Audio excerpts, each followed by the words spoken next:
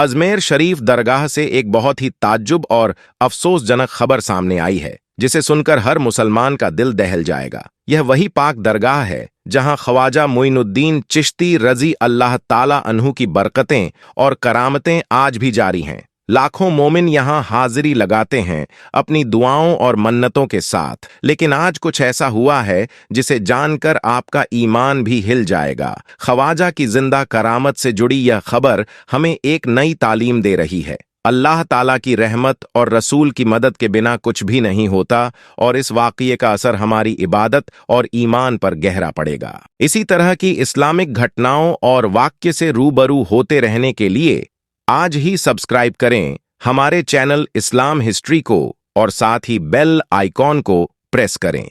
दोस्तों, चाहे आप हिंदू हों, मुसलमान हों, सिख हों या ईसाई हों, आप सभी से अलफर्ज है कि इस वीडियो को ज्यादा से ज्यादा शेयर करें, ताकि जो भी हजरत ख्वाजा गरीब नवाज रहमतुल्लाह अलैह के चाहने वाले हैं उन तक यह खुतबा पहुंच सके और उन्हें इस जरूरी वाज का एहसास हो सके। दोस्तों, आप जानते ही होंगे कि हमारे भारत देश के अंदर किस तरह से आज के वक्त में नफरत फैलाई जा रही है, भाई भाई को तोड़ने की कोशिश की जा रही है, जबकि इस देश के अंदर चाहे हिंदू हो, मुस्लिम हो, सिख हो या ईसाई हो, सभी मिलजुल के रहते हैं। लेकिन कुछ ही ऐसे नफरत पसंद लोग हैं जो कि लगातार भारत देश को तोड़ने की कोशिश में लगे हुए हैं, और जो भारत देश को तोड़ने की कोशिश करता है वह इस देश का ना नागरिक तो दूर की बात है, वह इंसान भी नहीं हो सकता। जी हां दोस्तों, आपको बता देना चाहता हूं कि लगातार हमने देखा जो भी सरकार के नजदीक अवैध रूप से बनी हुई चीजें हैं, चाहे वह मस्जिद हो, दरगाह हो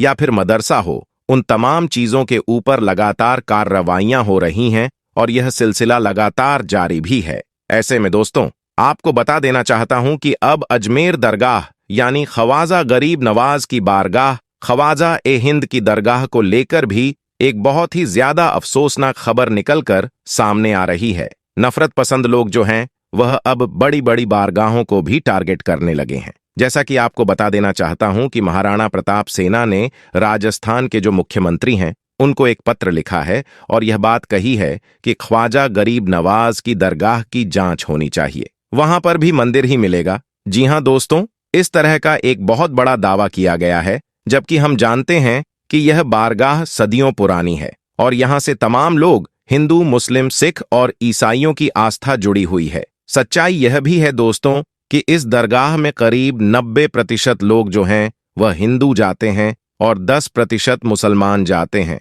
लेकिन तमाम हिंदू भी यहां जाते हैं तो उनकी आस्था तो जुड़ी हुई है, साथ ही साथ उनकी मन्नतें और मुरादें भी यहां पूरी होती हैं। इसलिए हर साल लाखों की तादाद में यहां पर गैर मुसलमान पहुंचते हैं। लेकिन दोस्तों, अब इसी दरगाह को तोड़ने की कोशिश में अब कुछ नफरत पसंद लोग लग चुके हैं, लेकिन वह ये बात भूल गए कि कुर्सी पर चाहे कोई भी बैठे, राजा तो मेरा ख्वाजा ही है। जी हां दोस्तों, ख्वाजा गरीब नवाज सरकार के बैठाए हुए ऊंट ना उठा सके तो ख्वाजा गरीब नवाज की बारगाह को वह कैसे उखाड़ सकते हैं। ऐसे में दोस्तों, चाहे लोग कितनी भी नफरत फैला लें, चाहे लोग कितनी भी कोशिशें कर लें, लेकिन इस देश के जो समझदार हिंदू हैं या समझदार मुसलमान हैं वह कभी भी ऐसी चीज होने ही नहीं देंगे। यकीनन दोस्तों, ऐसे वक्त में आपको अमनो अमान और भाईचारा बनाए रखना है, मोहब्बत का पैगाम देना है, और जो नफरत पसंद लोग हैं वह शोहरत के लिए और अपनी सीट को बनाए रखने के लिए यह तमाम चीजें कर रहे हैं। ऐसे में दोस्तों,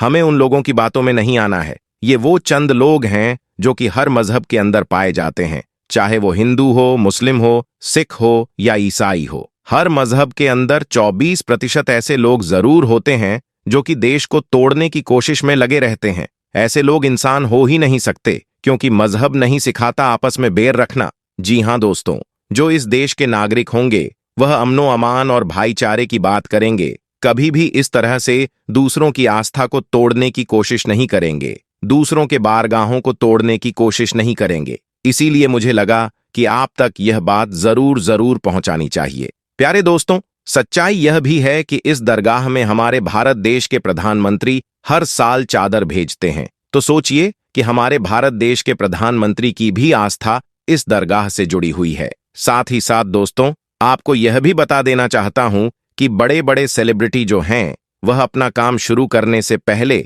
यहां जाकर हाजिरी देते हैं, उसके बाद ही वह अपना काम शुरू करते हैं, और यकीनन उनको कामयाबी भी मिलती है।